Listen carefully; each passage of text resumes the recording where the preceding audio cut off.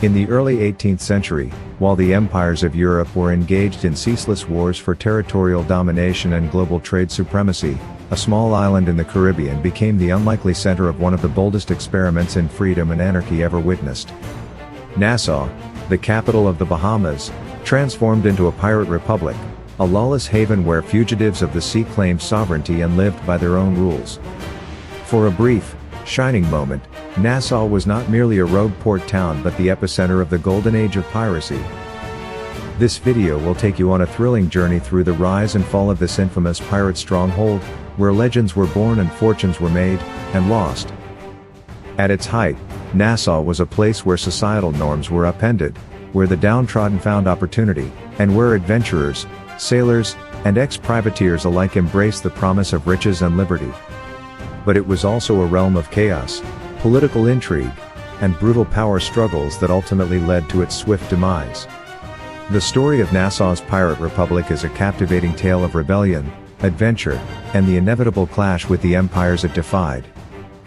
Nassau's historical significance as a pirate haven cannot be overstated.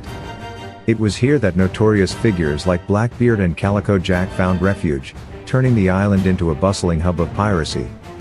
The allure of wealth from plundered ships attracted adventurers from all walks of life, creating a melting pot of cultures and stories. But it wasn't just about treasure. Nassau was also a place of political intrigue, where pirates formed their own codes of conduct and even established a form of governance. As we explore the tales of these daring buccaneers, prepare to be captivated by stories of treachery, alliances, and the constant battle for power on the high seas. From the bustling taverns filled with raucous laughter to the quiet moments of plotting under the stars, the Pirate Republic was a world unlike any other. So grab your compass and set sail with us as we uncover the thrilling saga of Nassau's pirate past. To understand the rise of Nassau as a pirate haven, we must first examine the broader context of the early 18th century. This was an era when the seas were dominated by powerful European navies, yet it was also a time of near-constant warfare among the great powers, Britain, France, Spain, and the Netherlands. The Caribbean, in particular, became a hotbed of conflict, as these empires vied for control over lucrative trade routes and valuable colonies. During the War of Spanish Succession, 1701 to 1714, European monarchies employed privateers, state-sanctioned pirates who were authorized to attack enemy ships in exchange for a share of the plunder.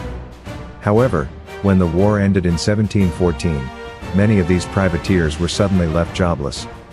Stripped of their legal protection, they turned to outright piracy to continue their profitable way of life. The Caribbean was the perfect environment for this shift. The region was dotted with small islands, outposts, and trade routes, making it difficult for any one empire to fully control the waters. And Nassau, with its strategic location and natural harbor, became a natural gathering point for these displaced sailors and outlaws.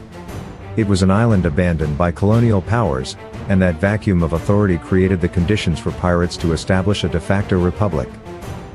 Key figures played pivotal roles in establishing the Pirate Republic. One such figure was Henry Morgan, a Welsh privateer whose exploits made him a legend. His successful raids on Spanish settlements not only enriched him but also inspired others to follow in his footsteps. Another notable character was Edward Teach, better known as Blackbeard, whose fearsome reputation and strategic cunning attracted many to the pirate lifestyle. These men, along with others, helped to create a culture of piracy that thrived in Nassau. As the pirate population grew, Nassau transformed into a refuge for those seeking freedom and fortune. The island's strategic location made it an ideal base for launching attacks on merchant ships, while its relatively weak governance allowed pirates to operate with impunity. The establishment of the Pirate Code, a set of rules that governed pirate conduct, further solidified Nassau's status as a sanctuary for those who sought to escape the constraints of society. In this lawless paradise, pirates found camaraderie, adventure, and the promise of untold riches, setting the stage for the legendary Pirate Republic. The Pirate Republic of Nassau was not a formally organized state, but it operated under its own set of rules and customs, many of which were surprisingly progressive for the time. At sea, pirate crews functioned as democratic societies. Unlike the harshly hierarchical command structures of the British or Spanish navies, pirate ships were often governed by the principle of equality among the crew. Captains were elected by the crew and could be deposed if they failed to meet expectations.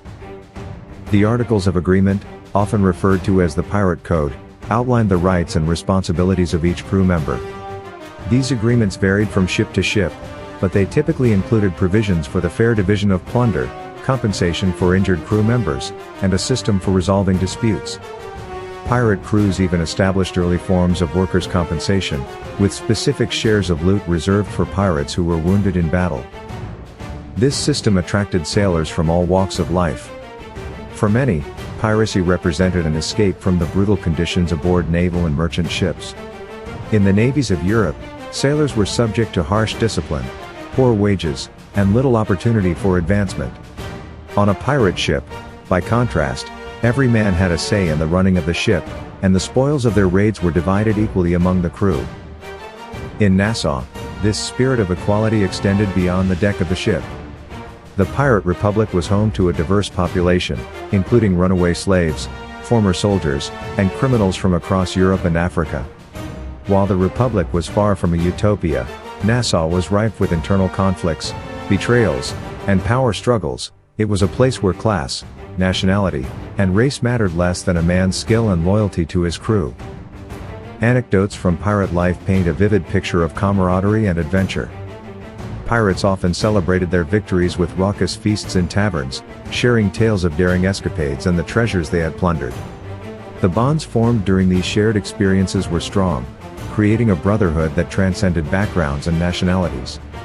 For many, the thrill of the chase and the promise of riches outweighed the dangers of their chosen lifestyle. The allure of piracy was undeniable. For outlaws seeking freedom from societal constraints, Nassau offered an escape from the rigid hierarchies of the mainland. The pirate lifestyle was one of excitement, filled with the promise of adventure on the high seas. With the wind in their sails and the horizon ahead, pirates reveled in the idea of living life on their own terms. The chance to amass wealth, coupled with the thrill of danger, made piracy an enticing option for those willing to embrace the risks. In this lawless paradise, pirates forged a life that was as exhilarating as it was unpredictable, forever etched in the annals of history. Nassau's Pirate Republic attracted some of the most notorious pirates of the age, many of whom have become legendary figures in their own right. Edward Teach, or Blackbeard, is perhaps the most famous of them all. Standing over 6 feet tall with a fearsome black beard and a reputation for ruthlessness, Blackbeard became a symbol of the golden age of piracy. His flagship, the Queen Anne's Revenge, terrorized merchant and naval ships alike, and his ability to command fear made him one of the most effective pirate captains of his time. But Blackbeard was far from the only notable figure in Nassau. Charles Vane was another prominent pirate who refused to accept British rule. Known for his violent temper and refusal to take a royal pardon, Vane led a faction of pirates who resisted the efforts to bring Nassau back under imperial control. His defiance ultimately led to his capture and execution, but during his time in Nassau, he was a key figure in the Republic's defense against external threats. Among the Pirate Republic's most intriguing figures was Anne Bonny, one of the few female pirates to gain historical recognition. Bonny, along with her close companion Mary Read, defied the gender norms of the time by fighting alongside their male counterparts and earning respect as capable and fearless pirates. The political dynamics within and outside the Pirate Republic were as complex as the lives of the pirates themselves. Relationships between pirates and colonial powers were often fraught with tension, yet they were also marked by strategic alliances. While colonial governments viewed pirates as outlaws, they sometimes turned a blind eye to their activities, recognizing that the pirates could serve as a buffer against rival nations. This uneasy coexistence allowed Nassau to flourish as a pirate haven, attracting those seeking freedom from oppressive colonial rule. Key events significantly shaped the political landscape of Nassau. One such event was the Treaty of Utrecht in 1713, which ended the War of the Spanish Succession. This treaty led to a surge in privateering, as many former privateers turned to piracy when their commissions expired. The influx of pirates into Nassau created a power vacuum that allowed them to establish their own governance, further complicating relationships with colonial authorities. These alliances and political maneuvers had a profound influence on the fate of the Pirate Republic. As the number of pirates grew, so did the threat they posed to colonial trade routes. In response, colonial powers began to crack down on piracy, leading to increased naval patrols and military interventions. The infamous raid by British forces in 1718, which targeted Nassau to restore order, marked a turning point. This event signaled the beginning of the end for the Pirate Republic, as the once thriving haven became a battleground for control. Ultimately, the intricate web of alliances and political intrigue that defined this era played a crucial role in shaping the destiny of Nassau and its pirate inhabitants.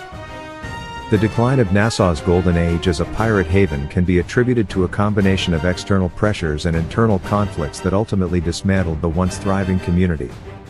One of the most significant external factors was the increasing presence of naval forces from colonial governments.